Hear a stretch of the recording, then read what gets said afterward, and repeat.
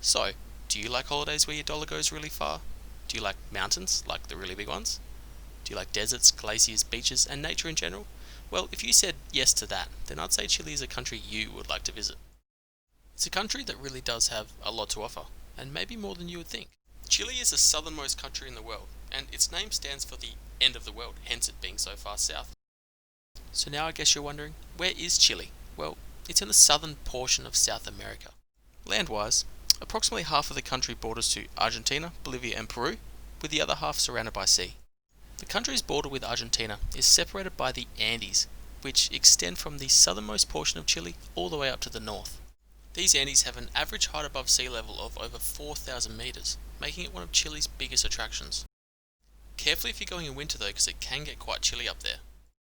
Similar to the majority of the South American countries, Chile uses the peso, the Chilean peso in fact, and $1 American will get you approximately 700 Chilean pesos. Roughly 90% of the population live in the middle one-third of the country of Chile, which is exactly where the capital city in Santiago is. Santiago is one of the most culturally diverse cities in South America, so you're certainly going to feel welcome. Some of the things I'd recommend doing in Santiago are taking the vernacular up to San Cristobal Hill, where you can see views of the whole city. You could also go swimming at the Metropolitan Park, or visit Bicentenario Park. You could visit Plaza de Armas, or visit numerous museums.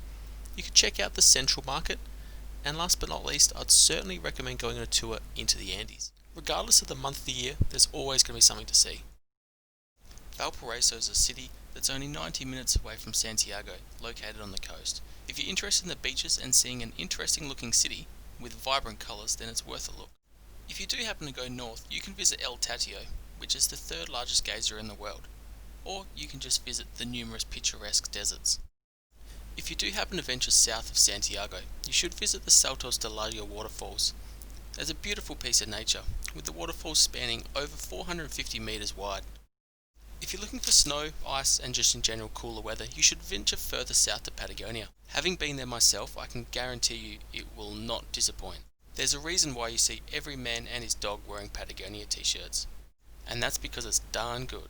So if you really want to go to the namesake of Chile, i.e. the end of the world, then you definitely have to go to the National Park of Torre del Paine, where, to be honest, the photos speak for itself. And if you're really feeling adventurous, maybe you could visit another part of Chile, called Easter Island, traditionally known as Rapa Nui. Or maybe you can help solve the well-known mystery as to where the people of Easter Island went to, and why. But nonetheless, you can at least see the small civilization they left behind in the form of these stone structures. So, enough about travel. I think you guys get the picture.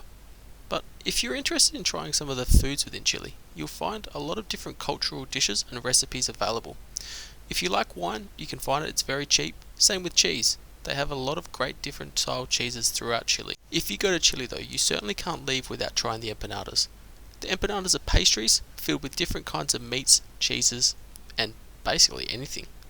They are definitely worth a try. Chileans love their barbecues and their seafood. If you like seafood, you will find an abundance. Food in Chile definitely isn't expensive. A meal for two at a cheap restaurant, you're looking at $10. A meal for two at a mid-range, for a 3-course meal, $30 to $40. Half a litre beer is approximately $3. A cappuccino, $2.50, and a bottle of water around $1. And those empanadas I mentioned before, you're probably looking at $1.50 per one. But bear in mind, prices do vary depending on whether you're in a touristy location or if you're off the beaten track. When comparing the prices of public transport or Ubers or taxis, the prices in Chile are much cheaper than say your western countries like America and Australia. But you'll definitely have to keep your bags in eyesight and preferably on you at all times, as petty theft is quite common in Chile. Buses, whether it's city to city or within a city, are very cost effective and they're always on time. You just pay for the level of luxury you're looking for. And if you're looking to travel long distances, overnight buses are a great way to travel and make the most of your time. Last but not least, the cost of accommodation obviously varies depending on what level of travel you're after, as a hostel dorm will cost around $10 to $12 per night, and a private room in a hostel or a cheaper hotel around the $25 to $30 mark. And if luxury is what you're looking for, you're looking at $75 to $100 per night. But bear in mind, again, prices do vary depending on whether you're off the beaten track or in a really touristy location. Anyway, I hope I've given you enough information to know whether Chile is a country you would like to travel to. Ultimately, if you've got any questions, just leave them below. I'll do my best to get back to you.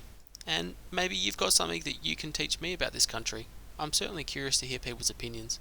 Having been my first ever YouTube video that I've ever made, it was a little bit challenging, so if you've got some constructive criticism, please leave it below and I'll try and make those changes.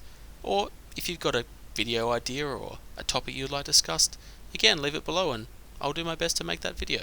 If you've liked my video, please comment, subscribe and like it. It would certainly be rewarding to know that people are interested in what I've got to say. Anyway, have a nice day.